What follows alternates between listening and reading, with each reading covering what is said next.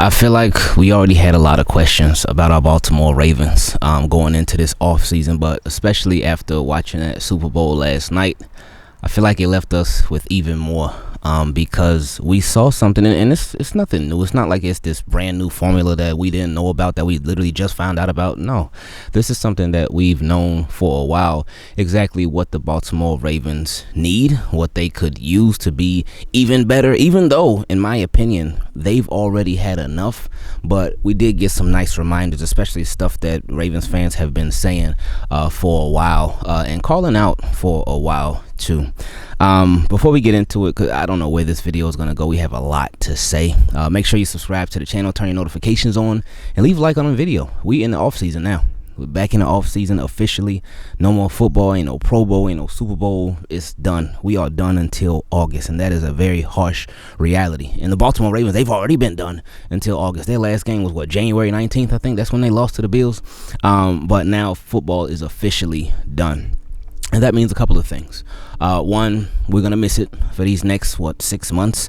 But it also means that Ravens have another chance. They have another shot. And I know a lot of fans are going to be looking at it like, oh, boy, here we go again. And I get it.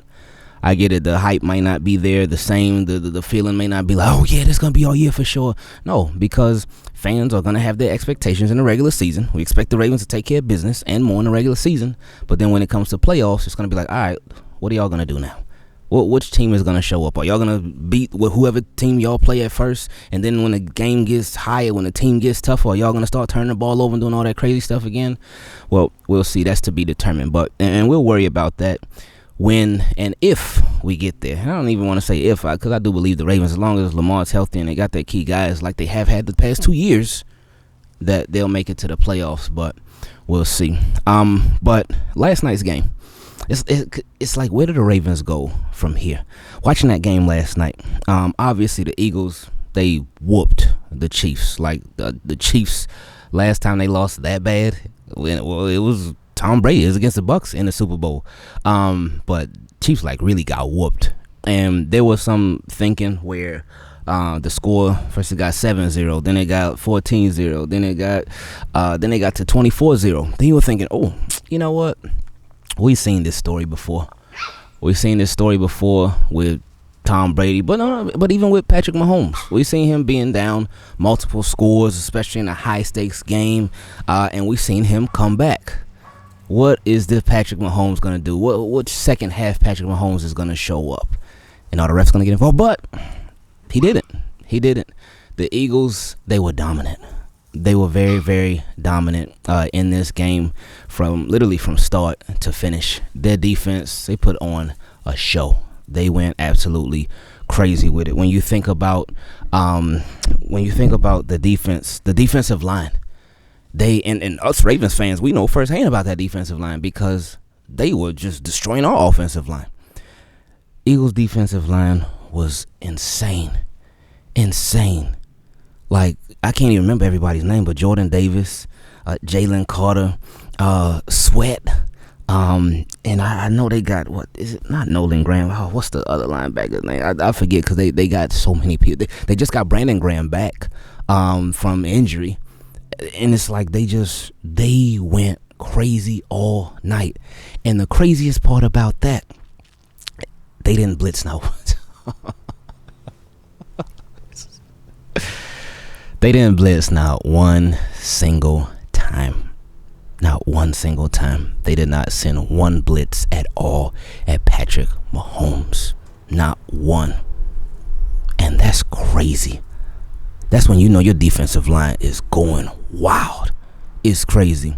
And they got great play from every level of their defense. Talked about the defensive line.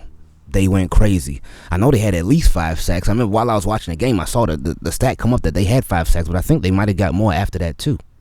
But then their linebackers, Zach Bond, who I know he got second team All-Pro to Roquan Smith, but Roquan Smith is not bad.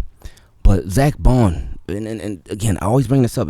Every time I think about the best linebackers in the game, I think Fred Warner. Fred Warner is above Roquan Smith to me, in my opinion.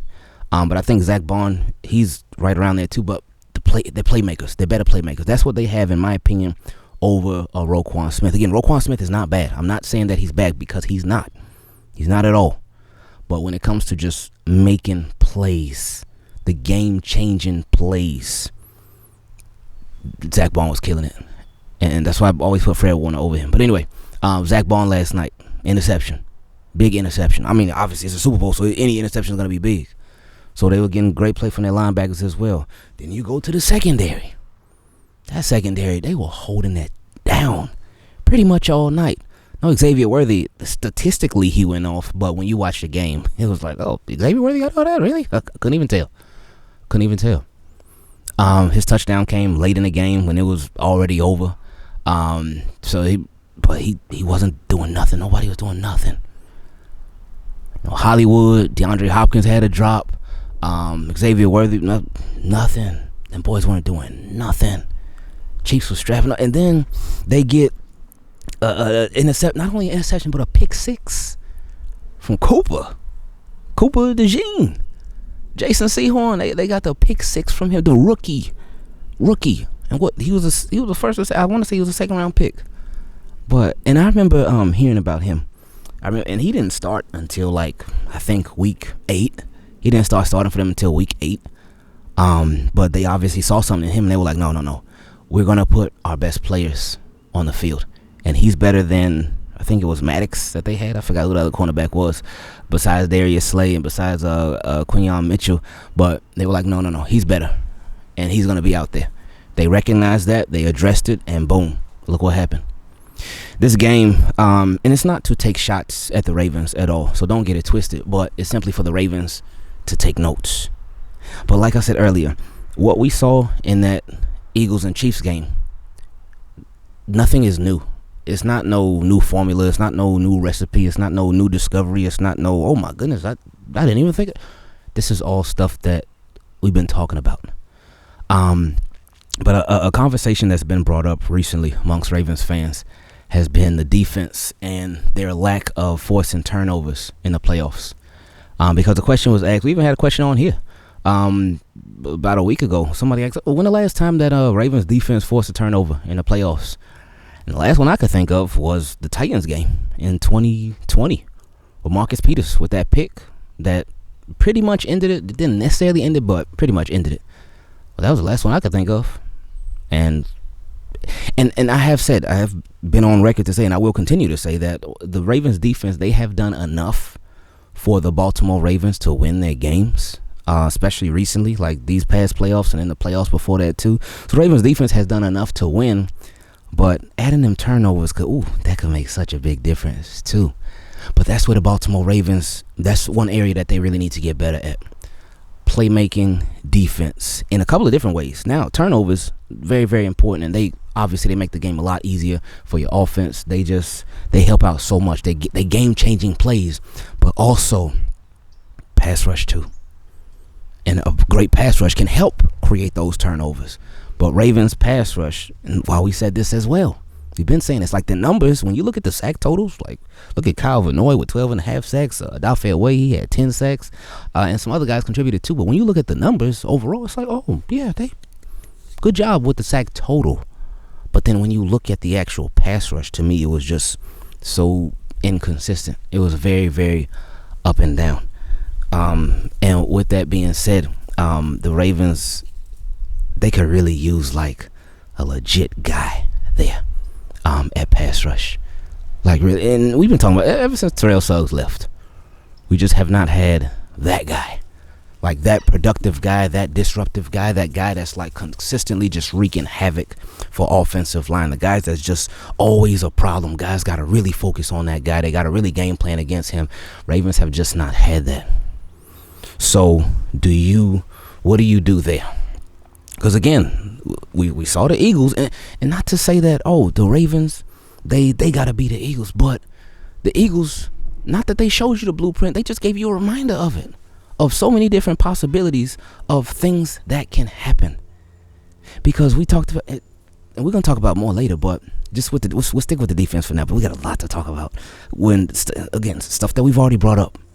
But the defense, just playmakers.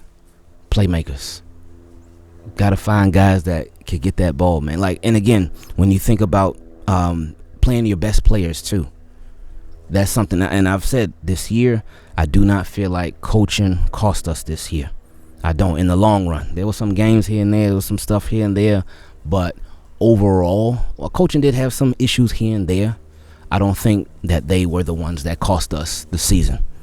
Now, things could have been better, but one thing that the coaching did do, they didn't play their best players.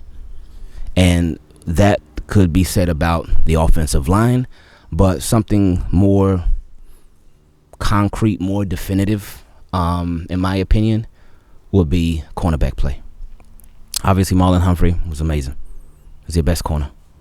Then you had Nate Wiggins. Nate Wiggins, he had a good rookie year. He did have some time where he gave up some plays. He's a rookie, though. I mean, every cornerback going to give up some plays every now and then. But then with Brandon Stevens, he struggled early on in the year. He continued to struggle. Like, when teams needed a big play, they would attack him. And we saw that, so we know the coaching staff saw it. But the Ravens, they left him out there. They continue to leave him out there. And teams continue to say, oh, okay, we need a first down. We need a penalty. We're going to go at 21. And it's unfortunate because with Brandon Stevens, he will be right there again. Just struggle making a play on the ball. That's his biggest thing. Very physical cornerback. He ain't afraid to tackle. He ain't afraid to hit nobody. Not afraid to contact. Doesn't shy away from contact. None of that. But just making a play on the ball. But the Ravens, they left him out there. That's coaching. That's coaching. Because eventually, you ended up getting Tre'Davious White. Could he have been that much worse than the Brandon Stevens? I mean, you even put him in the game sometimes. So you got to see. But they just continue to make it Brandon Stevens' game instead of Tre'Davious White. I know TJ Tampa, he was out, so he was hurt. I know Jalen Armour-Davis, he was hurt off and on throughout the year. But Tre'Davious White, it's like, to me, it was one of those things where, why not? What's the worst that could happen? But the Ravens were like, no, we're going to ride it out with Brandon Stevens. They didn't play their best players. That's the problem. Again, with Philly, we talked about it. With Cooper DeJean, he ain't start till like week 8. Week 9, something like that. Rookie. And they said, no. You're better than some people we have on here. You're going to be out there. And look what happened. So that's important. Let's shift to the offense. Philly's offense. Saquon Barkley ain't even go crazy last night. He didn't even go crazy. He didn't have to. Devontae Smith. And it's crazy you think about Devontae Smith. They obviously traded for A.J. Brown a couple years ago from the Titans. But they have shown you that it can be done. It can be done. I think the Ravens, a lot of times, the way that they speak, they don't directly say it, but they've pretty much like led us to be like, you can't have all these players on big contract, and you can't have everybody on a big contract. But the Eagles have shown, like, hey, they paid Jalen Hurts, Dallas Goedert. I'm pretty sure they paid him too, and they obviously have paid A.J. Brown and Devontae Smith. But it doesn't stop there. I know some people on the offensive line got paid as well, but then who was their big free agent acquisition that literally ran them to the Super Bowl? Saquon Barkley. He got paid big time. I think he got the biggest contract this offseason for running backs. The biggest one. And he showed up. He earned it. He deserved it. And he showed out this season. Saquon Barkley was us Ravens, we know. He ran all over us at M&T Bank. He went crazy with it. So Eagles gave us they didn't show us for the first time, but they gave us a reminder that it can be done. So many different ways. You can pay multiple play. You can have multiple playmakers, different positions. Wide receiver, tight end, running back, and all of this is being done, and the quarterback's on his second contract. So one thing that the Baltimore Ravens, and I know every team is different, but one thing that I know Eric DeCosta talks about a lot is with the cap. He talks about being responsible with the salary cap. And being responsible with your money is something that's very, very important. It really, really is. But there's been times when we've talked about the way that the Eagles, they just go all out. They go crazy with it. Remember, we had the conversation a couple of years ago. He's like, man, these Eagles, they are wild, man. It's like just when you think they're done, they say, no, we ain't done. We still doing more. And we talked about that. I remember a couple of years ago, we talked about that. And we were like, man, the Eagles, they were going all in. They were going crazy with it. And they made it to the Super Bowl. And after they lost, some Ravens fans were like, see, all that for nothing. I said, no, it's not for nothing. It's not, because they had an opportunity to win the biggest game, because it's only 2 teams that make the Super Bowl. Only 2 teams. And the Eagles, they did everything in their power to get there, and they got there. They made it. And now they did a lot more too, and they made it again. And this time they finished the job. They finished it. They built these strong teams, these strong rosters, man. And it's crazy. But they show you, they give you a reminder, it can be done. You can do it. And it's like, all right, Ravens, like you see it. And Ravens, over these past couple years, they have built some strong rosters. But they could be even stronger with even more playmakers on both sides of the ball. Both sides. It ain't just got to be offense. It ain't just got to be defense. You can have more playmakers on both sides of the ball. Now, with the lack of playmaking, especially on the defensive side of the ball with the Ravens this year, it wasn't all on roster construction. It wasn't all on coaching. It was on the players too, because they certainly had some missed opportunities, as we know. We remember. We saw it. We were there. We seen it. So it's not all on coaching or anything like that. It's not all on roster construction. But you could certainly do even much. But the pass rush. Because again, the pass rush in regular season, they were straight. Again, still up and down. But postseason, that's when you really got to bring it. And postseason was like, oh, especially that Bills game. And I know, really good offensive line. Great offensive line. But any pass rush that we thought we had, it disappeared in that game. Disappeared. But now let's look at the front office with the Philadelphia Eagles. The general manager, head coach, all that good stuff. I saw a graphic from, maybe it was Fox Sports, NFL, I forgot who it was, but I quote tweeted it. But the graphic said, this is the Eagles' first Super Bowl win since 2018. And I'm like, they're really saying that? Like, that's such a long time? Like, oh, the Eagles fans have been waiting forever for another Super Bowl win. Oh, man, I can't believe they finally got back to the Super Bowl. That's 7 years, man. That's 7 years, man. That ain't long at all. Well, for Chiefs, it would be long, but for all us other people, all us other regular teams, that ain't no long time at all. Ravens going, 13 years? If they get there next year, it will be 13 years. But so the earliest that they will be back would be 13 years. If next year ends up happening, we'll see, to be determined. But when they said that, I said, what? Their first Super Bowl appearance since 2018. But that's something that we also talked about before too. They that Super Bowl was their head coach was Doug Peterson, I believe. It's Doug Peterson, different head coach. They won a Super Bowl 2018, and that was with Nick Foles and Carson Wentz, who ended up turning into the backup. Y'all know the story. But they won a Super Bowl. Then things ain't work out, and what do? They moved on. They weren't like, all right, we're gonna hold on to this guy just because he recently won us a Super Bowl. They didn't say that. They didn't operate like that. They say, you know what? Things ain't work. Let's go in another direction. Let's change this up. Because we need something fresh. We need fresh breath, fresh blood. We need something new. And they did that. They got Nick Sirianni. And boom. Look at that.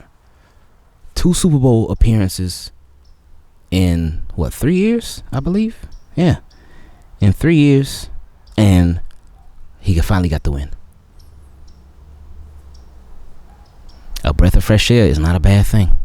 Doesn't have to be this ugly breakup. Doesn't have to be this ugly split up, anything like that. Now, we know the Ravens aren't going to do that, but it just gave us a reminder like, hey, it can work. It can work. You think Philly fans were like, oh, man, why are we getting rid of Doug Peterson? The grass ain't always greener. I'm sure there were plenty of them saying that. But looks like the grass ended up being just as green, if not a little bit greener. So, and again, it took them some time. Well, a little bit of time. not that long. But they had a lot of success. And again, they made it to the Super Bowl. But they lost that first one. Then they say, you know what? 2 years later, we'll be back. Let's get back. And they got back. They did it. They did it. With John Harbaugh, again, not a bad coach at all. He's not. John Harbaugh is not a bad coach. He's not. Does he have his issues? Yeah, of course. Of course he does. But he's not no bad coach. He's not no bum coach. I see people call, he's horrible and he's horrible and all. They come up with every single nickname for John Harbaugh. He's not a bad coach. But a breath of fresh air is not a bad thing. It doesn't have to be a bad thing. It doesn't have to be looked at like a negative. Because it's not. Because it's like, what do these Ravens stand now? What will they be next year? And again, a lot is to be determined. We're going to see. But no, man. It's just, that was a nice reminder that it can be done. You can move on amicably. You can move on peacefully. And you can still get the job done. I mean, it's the same thing with the coach on the other side of the ball who got whooped. Andy Reid. I saw people saying, is this going to hurt Andy Reid's legacy? Is this going to hurt Patrick Mahomes' legacy? No. They got 3 Super Bowls. Patrick Mahomes already got 3 Super Bowl MVPs. And now he don't be playing the best in the Super Bowls, but it's not going to hurt it, in my opinion. It's not going to hurt his legacy at all. What are they going to say? I went to 5 Super Bowls or the 6? Because they lost to the Bucks and they lost to the Eagles.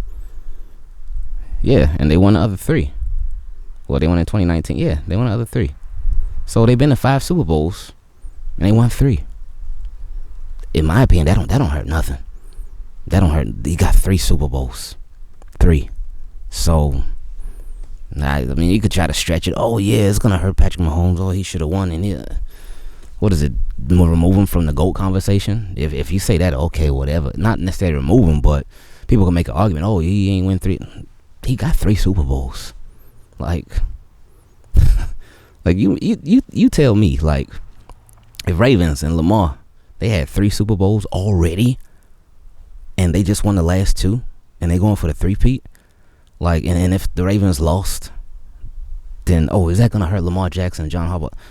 They got 3 Super Bowls. I would be like, no. Like, obviously we would have wanted to win, we want to win all of them, but I don't know. That's just me though. But yeah, man. Last night was just a nice reminder that the Ravens have a lot of different ways that they can get it done. The Ravens are a great organization. They're a great team, a great franchise. When it comes to roster building, when it comes to roster construction, when it comes to coaching, they do a lot of things good. But some things that they could do even better.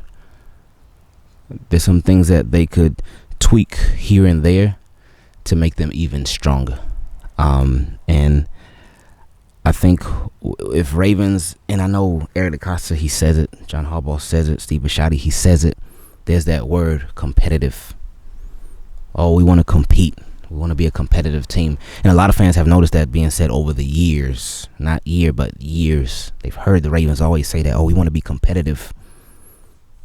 But, and I get it. They may not straight up be saying it, but a lot of Ravens fans would rather hear them say, like, no, we want to be a Super Bowl team. Not just be competitive, not just compete.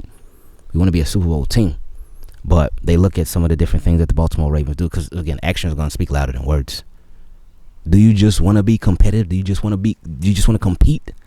Or do you want to be of the elite? Or do you want to be a Super Bowl team?